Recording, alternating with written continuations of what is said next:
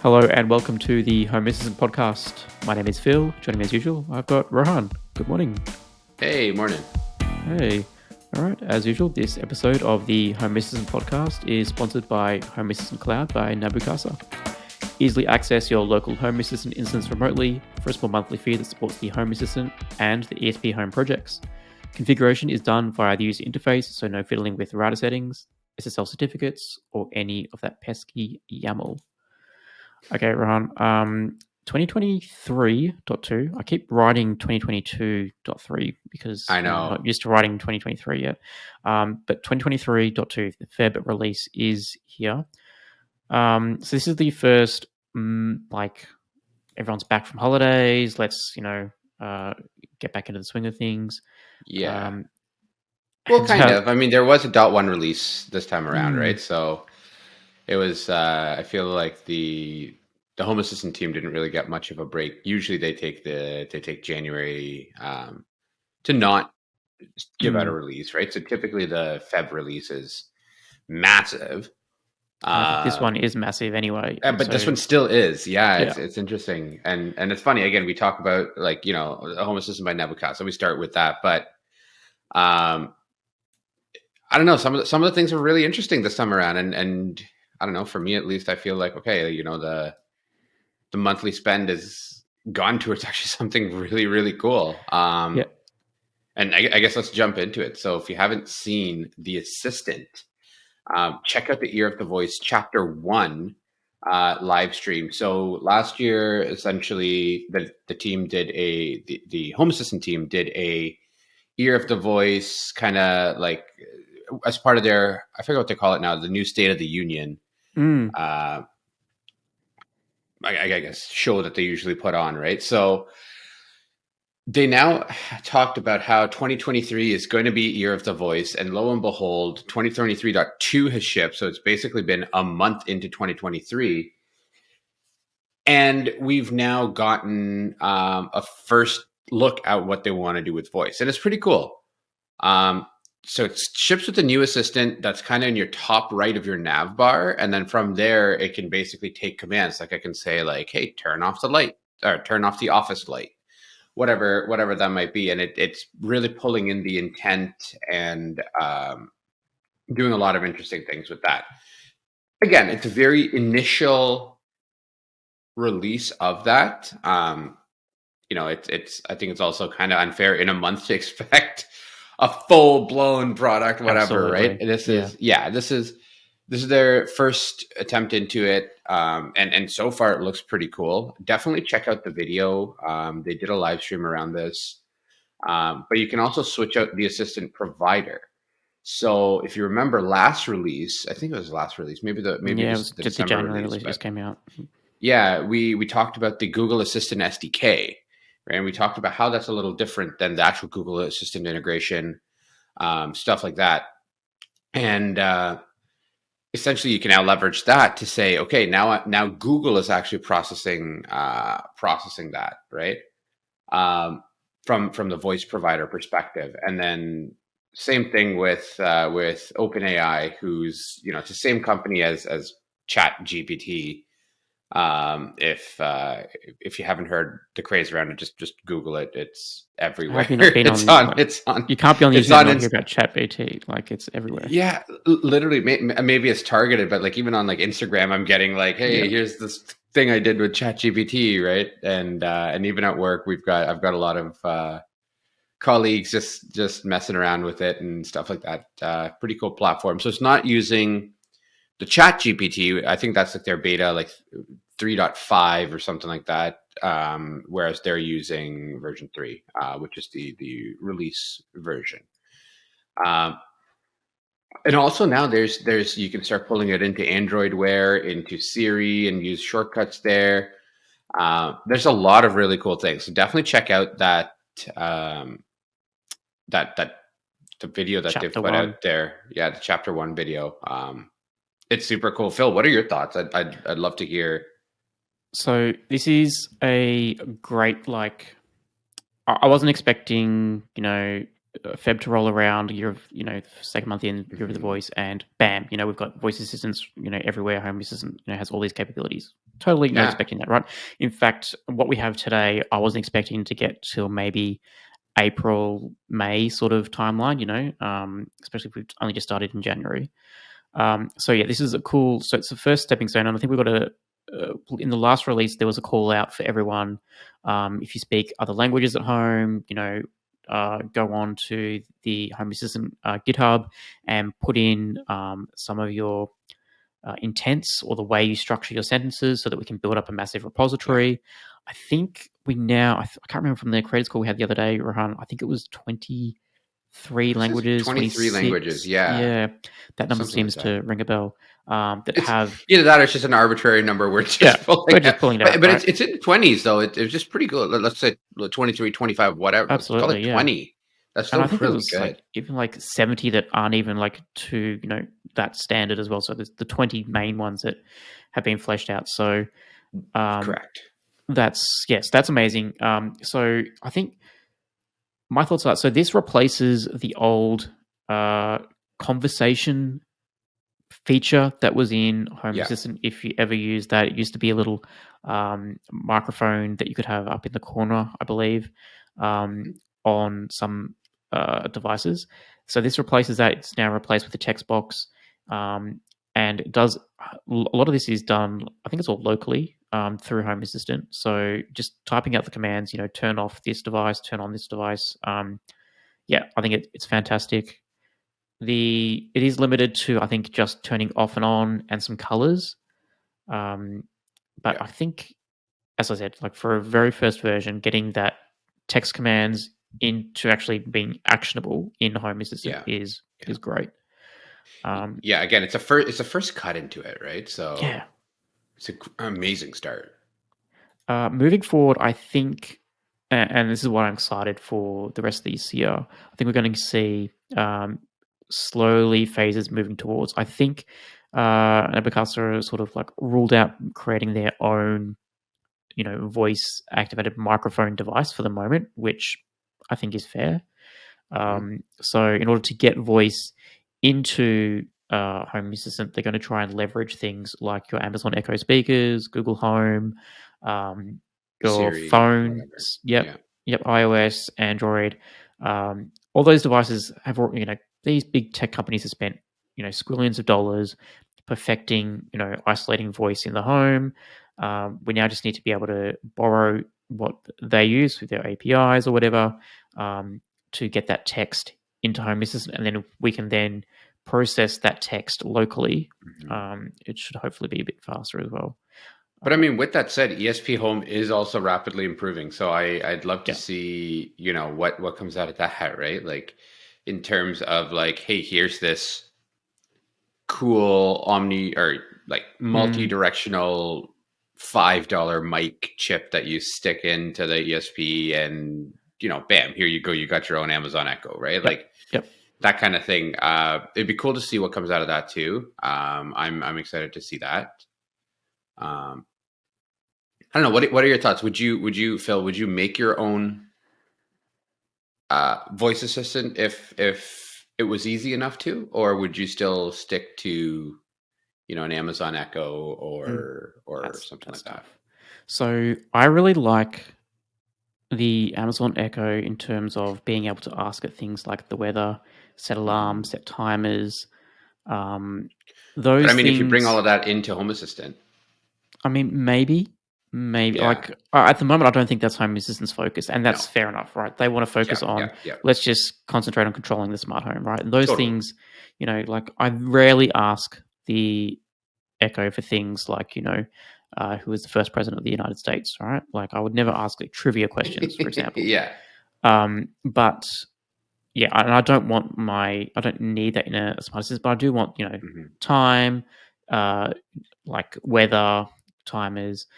Would I build my own device? It would come down to the quality of how accurate that voice assistant is. I've experimented with local voice. For those that may have followed my blog, my first foray before Home Assistant was a Kickstarter project that used the Microsoft Xbox Connect voice bars to do local processing of voice.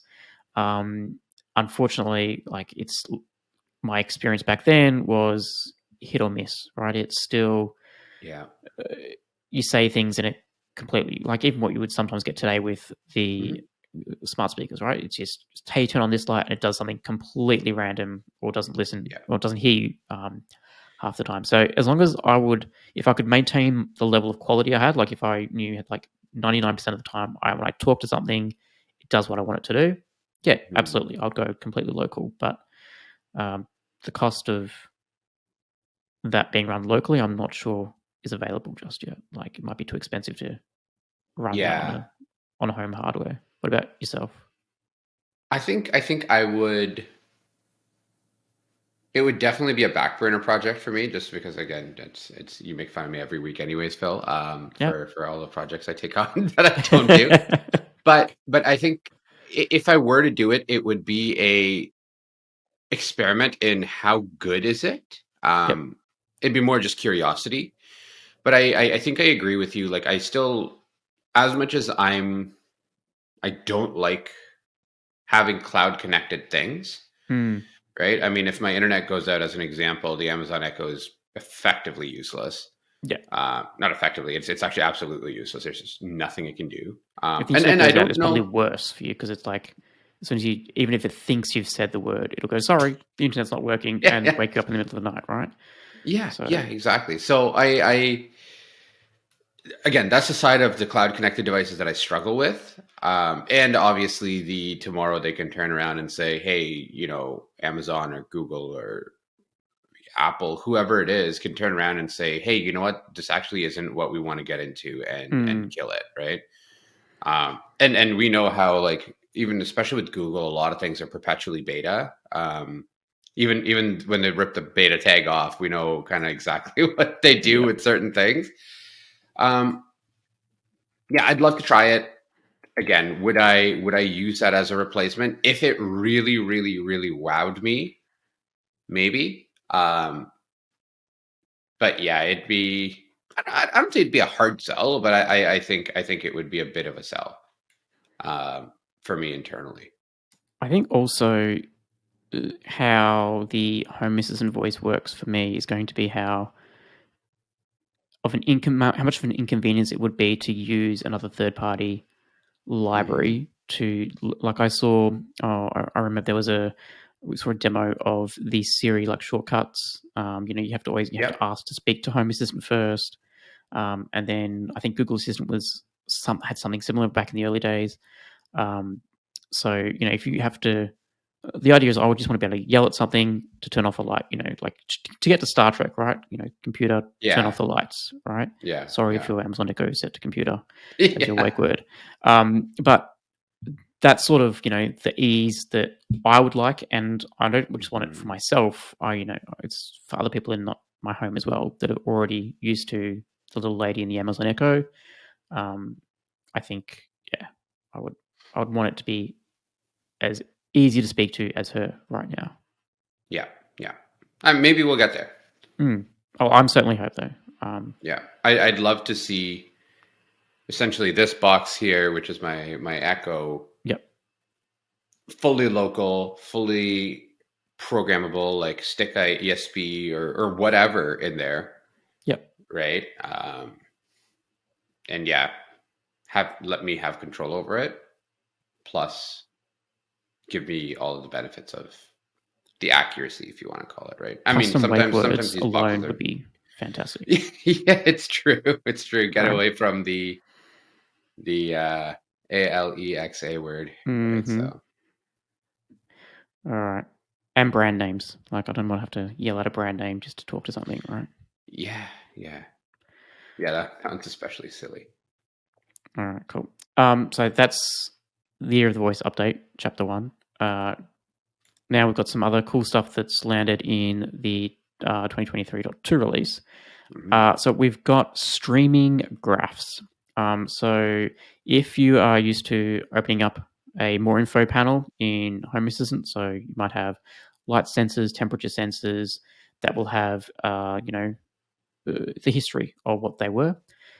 They would just be static, and you could go back, half an hour later, and you'd have to open up the dialog again to see the latest data. Mm-hmm. Well, those graphs are now updating in real time. So yeah, that's a fantastic update. I think it's like just one of those little things, right? Just constantly streaming updates.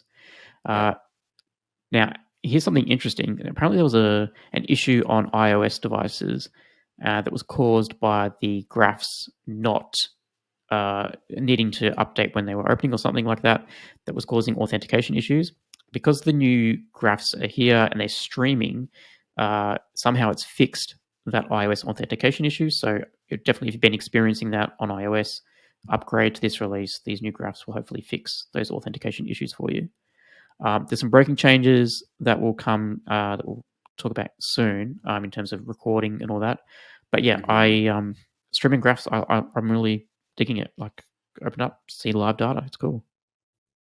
Yeah, there's a really interesting side effects of that too, right? Like where um, it actually changes how, I guess, under the covers, it actually changes the how it writes to the database and things like that. So Paulus was actually talking on the creators call about this, about how essentially it's instead of it now writing every second to your database, it's now writing every 5, right? And then meanwhile the data is being streamed to your device if you're looking at it, right? Yep.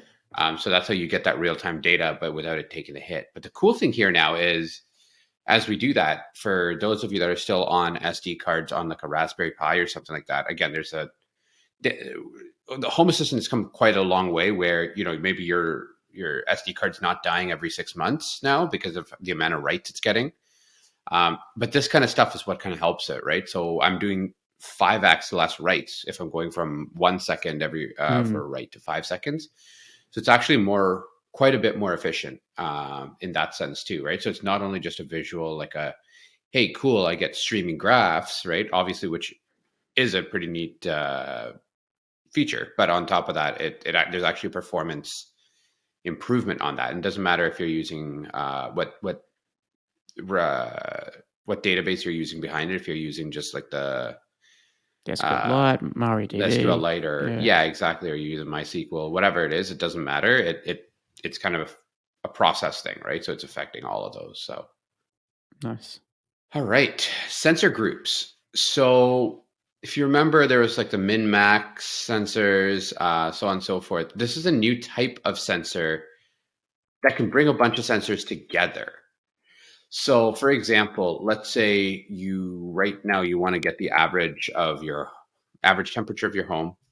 You could leverage this sensor, and basically under this sensor, you're going to say, okay, I have my kitchen, I've got my basement, I've got whatever it is, right? My office, all those rooms. Bring it together, and then it can actually do the average. And the nice thing you can do there too is you can also there's a toggle where you can ignore some devices if, in case you're like, let's say the device is a non-zero number or non-numeric number, right? So for example, your state goes to unknown or something like that. It can be ignored, and then that way it's not calculated as part of the thing. Otherwise, what happens is, one device, you lose battery, and then now your entire house average is unknown. So it can selectively just pull out those values as they go into a non-numeric state. So I remember when the recent update to the sensors came out. I think they got moved to the UI where you could like add multiple sensors as part of a group. I was like, finally, you're going to do all this. And what I was really missing was that average capability, right? I think I ended up creating a template sensor for it. But yeah, being able to, that's another template I can now remove from my system now, because I can just combine all my temperature sensors for inside the house. And there's a mean or an average I can then use, and away we go. Yeah, and again, this is more than just average, right? So even things like min-max, stuff like that, summation, whatever it is, it's kind of going to this. So again, if you are using the min-max today, it might be interesting to move to this one. Might be kind of cool. Speaking of sensors, and this is something that I've had to use templates again for, you can now change the precision of sensors from within the UI of Home Assistant. So if you've got a random sensor which rounds to something crazy like 11 decimal places, like a power sensor or something, you can now change how precise that sensor is. So previously you would need a template sensor to do that, and if you use like a round to this precision. But yeah, now you do it straight in the UI against its settings. The good thing about doing it this way, though, is because you're not creating a new entity value. So when you did a template, you'd then create a new entity, and then you'd have two versions of the same value. You're actually changing the value everywhere in Home Assistant. So if something that was rounding to 11 decimal places, you say right now only round to 2. That means all your automations and all the data that's recorded in the recorder for your history and stats will then be rounded to 2 decimal places. Yeah. So that's very handy. And again, it's throughout the system, right? So it's not just a visual thing. It's actually even recorded in that sense. So it's important to know. ESPHome. So there's some cool stuff happening here. So if you've ever used the ESPHome dashboard, that's now integrating a little closer with Home Assistant. Now, what that means is for example, you use the ESPHome add-on, the ESPHome dashboard add-on in that sense, in a supervised install. So while you do that, you can, traditionally you can go in, it's in the sidebar, you can open it up and do whatever ESPHome tasks. It's still a completely separate operation to bring it into Home Assistant. You got to type in the encryption key, or copy paste the encryption key, whatever it is. You got to do all that. What's happening now is behind the covers, because Supervisor knows about the ESPHome container that's running. The supervisor, leveraging that supervisor, it's actually able to say, hey, let's take Home Assistant, let's take ESPHome, bring them together. So, for example, you don't need to copy paste your encryption keys anymore. They're just there, right? And from a updating perspective, there's also in Home Assistant, you can just go in and just say, hey, update my ESPHome, and it'll go in and update ESPHome. So there's some really, really neat things there that are coming. But also on that note too, it's important to know API keys are being deprecated. It's or the API password, whatever they called it before. That's going away. It is moving in favor of the encryption keys, which is actually a good thing, because the API, it's all of that communication between the ESP and Home Assistant are used to still be plain text. Now it's actually properly encrypted. So you want that. But nice thing is now you don't even need to, again, if you're on the supervised version, you don't even need to know or look at the encryption key or anything like that. It just gets sucked into Home Assistant and off you go. So it's just reducing friction there too, which I'm a big fan of. I like how it's all done for a user. So now, like, assuming that you were to start with ESPHome today, like as a fresh install, all this encryption stuff will be taken care for you. Like, it just happens in the background, right? So it's secure by design, with little to no interaction by a user. So I think that's fantastic. Yeah, exactly. It's I'm a big fan of that. So. All right, Reolink cameras. So they now have binary sensors. So when a camera has detected, for example, if it's got a human in the frame, it will now have a binary sensor for that. Also, the doorbells now have like this. If someone's pressed the doorbell on a Reolink camera, it will now have a binary sensor. So good to see some more sensors coming out from that integration. Automating calendar events. So that's actually something that I think it was brought up on one of the streams or something like that, and one of the live streams that the Home Assistant group does. And somebody was like, "Hey, I wish we could automate, like use an automation to update calendar events." So, for example, I want to know when my alarm went off. Like, put an entry in the calendar, whatever that might look like. Where great, you can do that now. Or if you have like a grocery integration, maybe you can say, hey, you know what? If my grocery list grows over 10 items, like put it in the calendar saying, hey, go do groceries, right? Whatever that is. So, it's pretty cool. Yeah, because I guess Home Assistant, knows so much, right? Like it knows what your alarms are, what time you're going to wake up, what battery levels are, put some time in your calendar to go around and fix those. things that Totally. need battery replacing. Yeah, that's cool. Totally. It's actually it's funny. I'm really glad Home Assistant is a locally hosted like kind of application. It knows way too much about our lives where Yeah. if that data is being mined, it's a bad thing, right? I mean, like it knows exactly where I am at all times. I mean, not that Google and stuff don't really, right? Yeah. Or I guess Apple in my case, whatever. But it's yeah, it knows a lot about our patterns, what time we go to bed, what time like What lights you turn off before you go to bed and all that sort of stuff too, yeah, right? yeah. I'm really glad that it's local. Cool. All right, time for some new integrations. It's actually quite a few that have come out in this release. So, Mhm. Energy Zero, it retrieves a dynamic hourly energy and gas prices from the Dutch utility company. So, that's cool.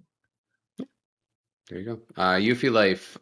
So if you use Eufy smart scales, which are Bluetooth, Mm. that now comes in as well. So assumably through the Bluetooth proxy. I was going to say, yeah, I'm still going to see I a love the lot more. Bluetooth proxy. Just Ah, it's I always thought like Bluetooth is dead, right? Like it's the worst protocol yeah. you could have for I a still smart home stand by gadget. that. I still hate Bluetooth, Yeah, but Bluetooth proxy makes it less painful.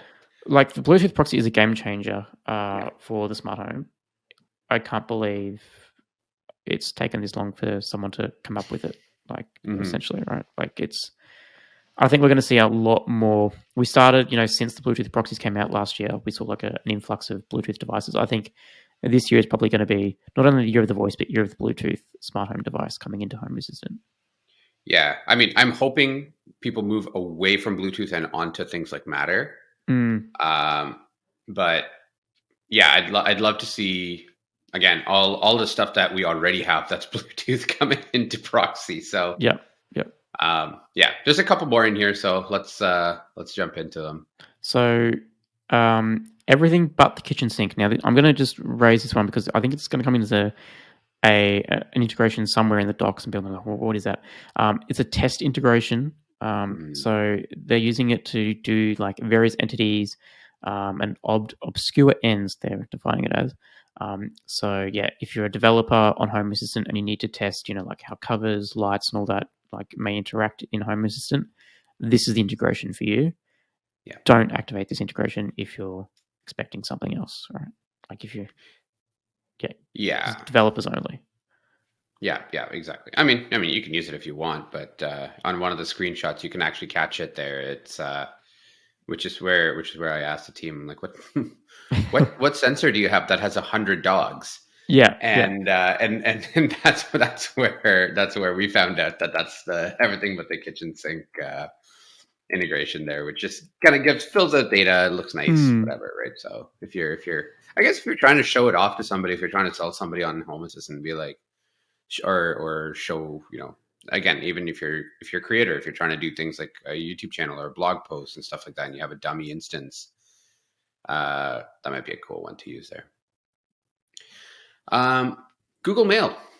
So I guess also known as Gmail, provide services to Google Mail auto response, and that way you can get notified service for drafts and emails and stuff like that too, or like just send emails rather. So Mm. that's kind of neat. Okay, so you can use my Gmail account to send an email instead of needing to use SMTP. That's okay. I like Yeah, the yeah. ability to So it's super draft an cool. email though. That's cool. Like add a draft message. Yeah, I know a lot of people that use drafts as essentially to-do lists, right? Mm. So they'll just open a draft and say, okay, I need to go get groceries today or whatever, right? Yeah.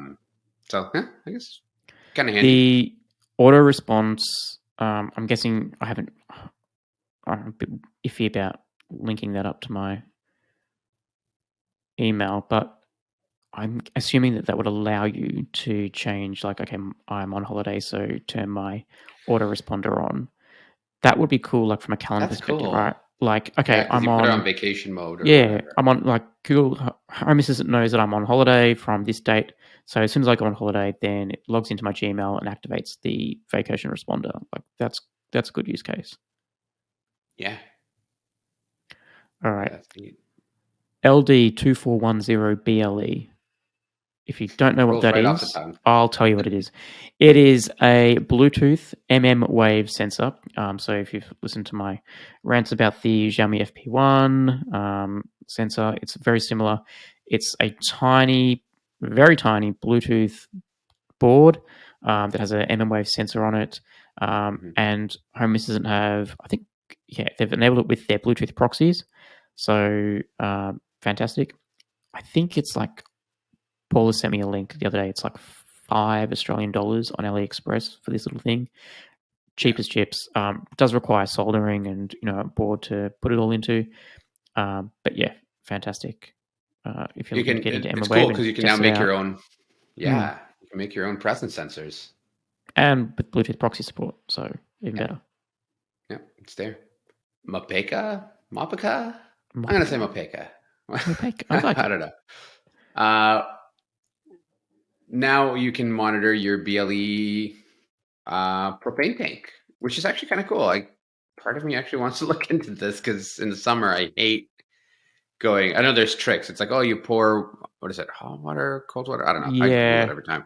You pour water in your tank, and wherever it's like kind of slows down, that's where the propane level is. And on my main tank, because we have a fire pit outside and a barbecue, but on the barbecue tank we have just one of those meters too. I'd love to bring that into Home Assistant, like, but I also don't want to spend like $30 on this. So is it so 30? Is it that like $30? Is that seems pretty cheap to me? But is it for things like a I don't know how much it barbecue, is, or is it yeah. like for, because there are some like whole house propane like tanks, right? Oh, that makes sense. Yeah. So maybe I don't know why I didn't think of that. My brain immediately went to food. So well, no, here you go. I'm on their website now. So they have yeah, it's sonar based. RV, Interesting. barbecue. So it's actually like the barbecue gas bottle there. So Yeah. I mean, it's They have a $70 picture of it. like $70 $70 US. I'm in Australia, so I doubt they're going to ship to me, but I would be pretty interested on that, like if I can get that. Yeah, $70 though. I don't know. It's a little steep for me to just peak, right? Like, because I have I think like a $4 gauge that just tells me what it is. Yeah, but the last thing, it doesn't tell you how much is in there though.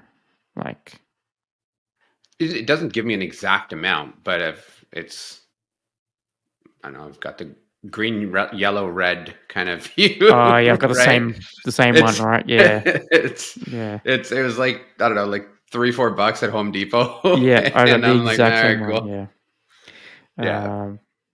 yeah, and you got to push it But down to like start the flow. Otherwise, yeah, I know what. I don't know. I would say like I'd like to have like, oh, okay, because for me, I'm like, all right, I'm gonna like, I run out of gas, right, and then I go, okay, now I have to go and fix it. Like, I'd rather know, all right, I'm at 10%. I'll just go and get a spare one to swap over, yeah. so I'm prepared, right? But I mean, for again, I know people in the country that have giant propane tanks and require that, like it's whether it's for heating or whether it's for whatever you're using it for. Yeah. I know a lot of farms have a requirement for that too. Great use case, right? I just think for my barbecue, that's a little steep. All right.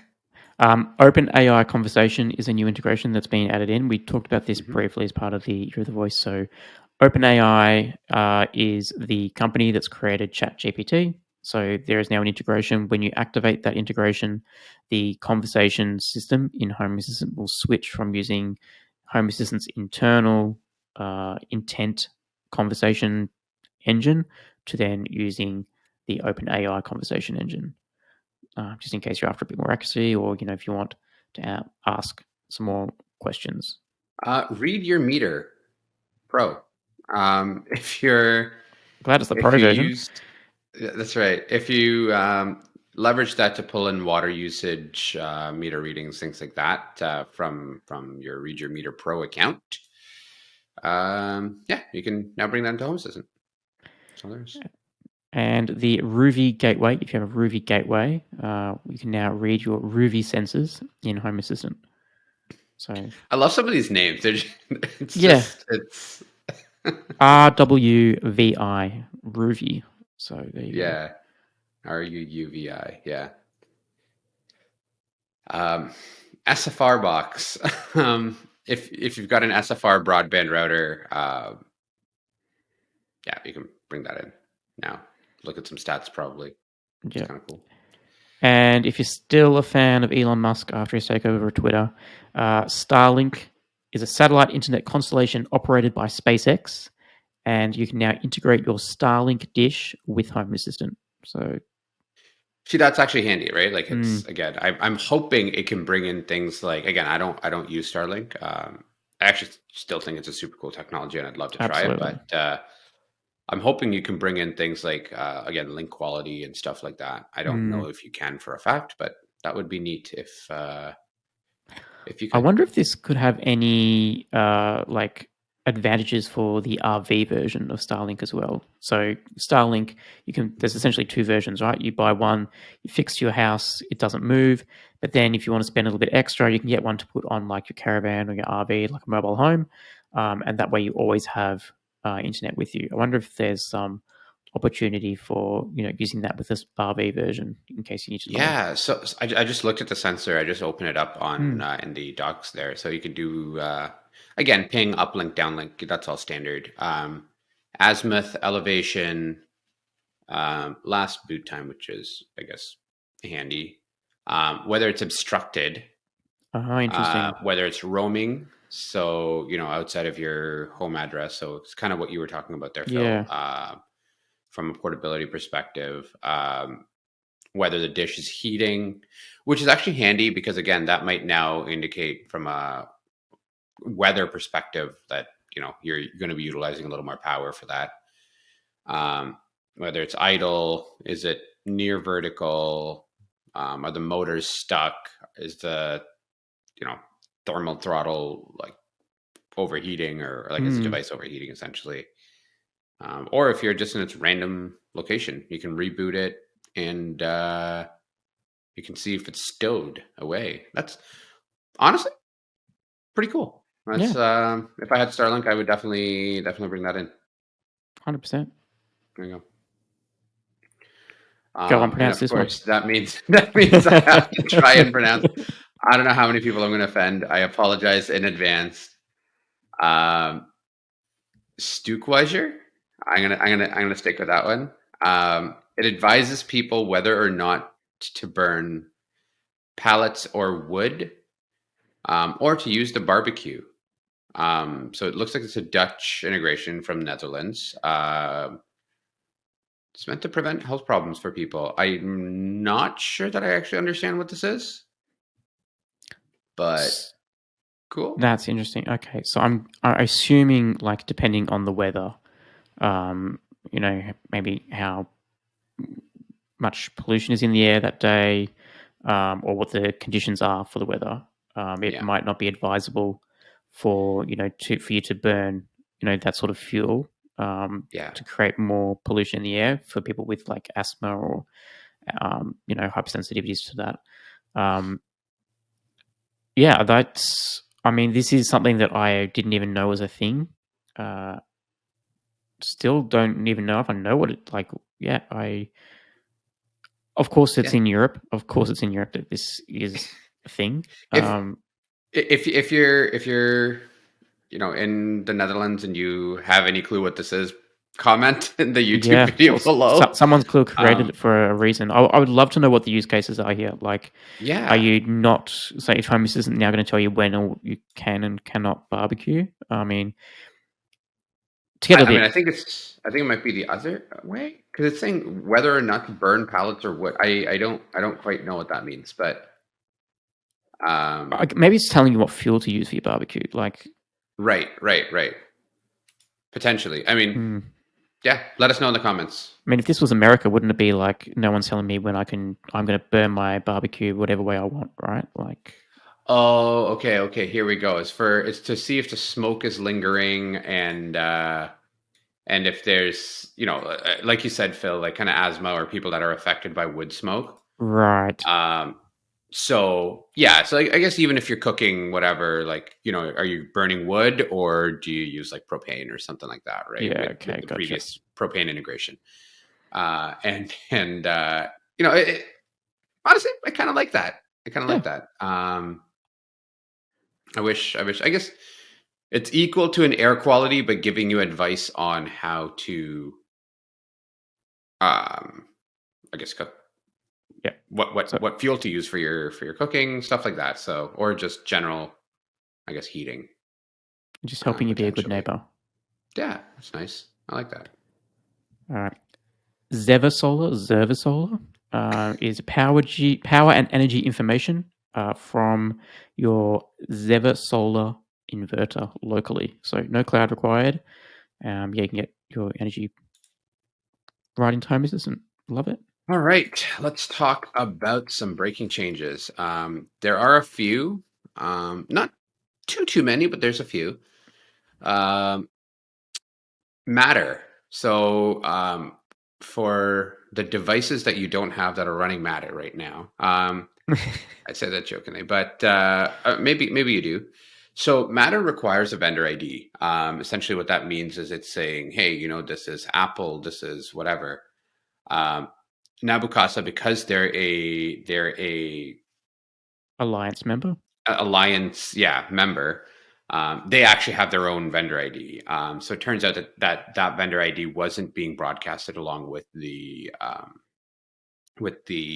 gateway there. So if you're using the Matter server add-on, you'll need version 3.0 where it does broadcast that. So they had to change the vendor ID there. So your devices will need to be recommissioned. Nice thing is, chances are this doesn't affect you because Matter devices are just coming out on the market.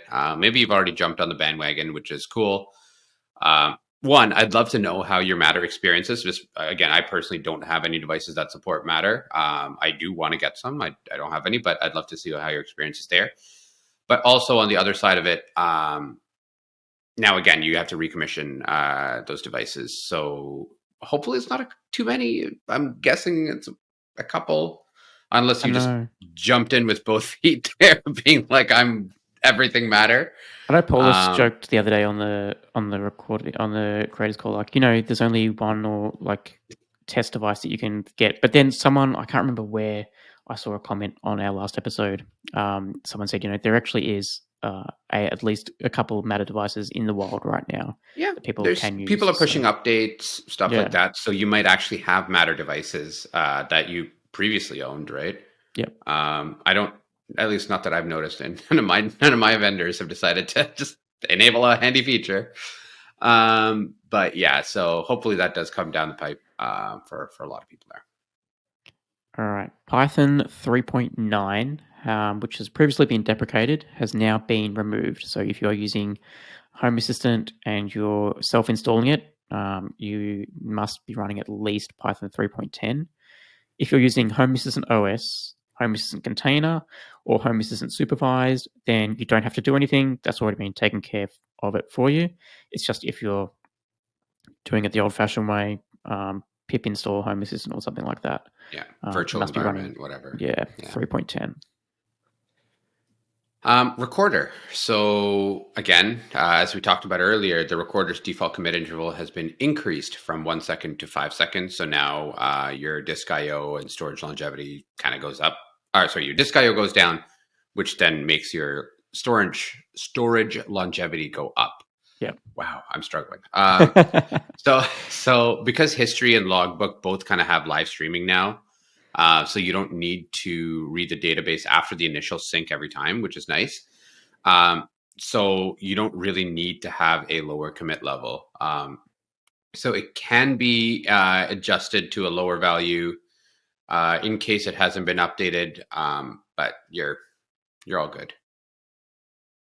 All right. ZHA. So the analog input sensor entities for certain Xiaomi plugs have been removed from ZHA. So there's new, apparently properly working active power and summation derived sensors to replace the old entities. So the newer sensor entities can also be used in Home Assistant Energy's dashboard. So yeah, if you've got some random Xiaomi plugs on your network that weren't previously, they had like analog input as a random sensor, that's now available, and they've corrected that in ZHA moving forward. Yeah.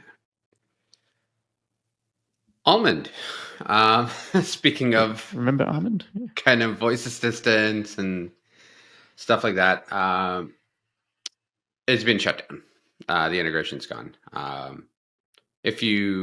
think they said that pretty much almost nobody uses it from the stats that they pulled. But I don't think if you're anyone not can use familiar with it. it, Like Almond's gone completely. Right? Like yeah. even their Twitter and socials are gone as well, I believe. Oh, really? Okay. Yeah, like the Because that was dark. what was it, like a Stanford project, or it was Yeah. from one of Yep. the big schools in the Yep. U.S. Really, really cool concept, right? Local, what is it? Local voice assistant. Yep. Had a lot of intelligence built into it.